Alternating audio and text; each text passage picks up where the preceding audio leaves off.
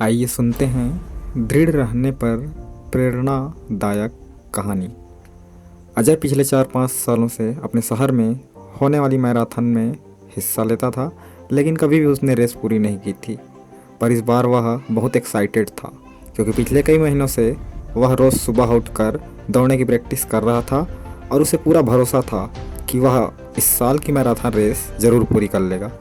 देखते देखते मैराथन का दिन भी आ गया और धायम की आवाज़ के साथ रेस शुरू हुई। बाकी धावकों की तरह अजय ने भी दौड़ना शुरू किया। वह जोश से भरा हुआ था और बड़े अच्छे ढंग से दौड़ रहा था, लेकिन आधी रेस पूरी करने के बाद अजय बिल्कुल थक गया और उसके जी में आया कि बस अब वही बैठ जाए।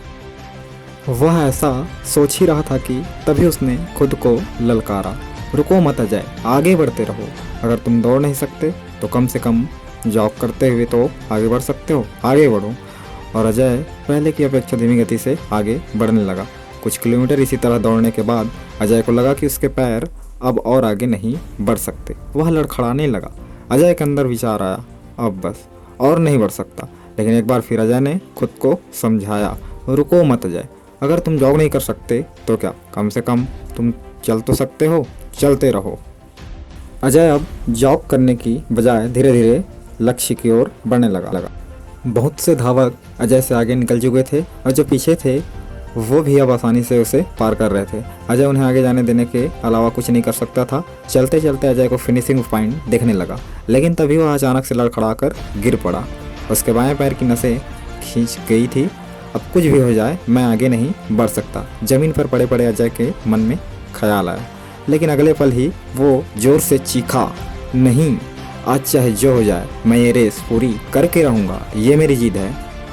माना मैं चल नहीं सकता, लेकिन लड़खड़ाते लड़खड़ाते ही सही इस रेस को पूरा जरूर करूँगा। अजय ने साहस दिखाया और एक बार फिर असहनीय पीड़ा सहते हुए आगे बढ़ने लगा। और इस बार वह तब तक बढ़ता रहा जब तक उसने फिनिशिंग लाइन पार नहीं कर ली।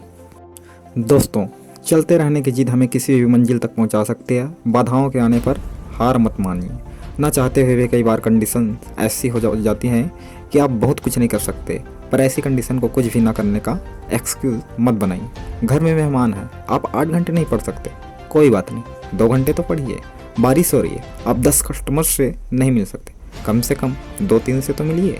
एकदम से रुकिए नहीं, थोड़ा थोड़ा ही सही आगे तो बढ़िए। और जब आप ऐसा करेंगे तो अजय की तरह आप भी अपनी ज़िंदगी की रेस ज़रूर पूरी कर पाएंगे और अपने अंदर उस खुशी, उस संतुष्टि को महसूस कर पाएंगे जो सिर्फ चलते रहने की जिससे आती है।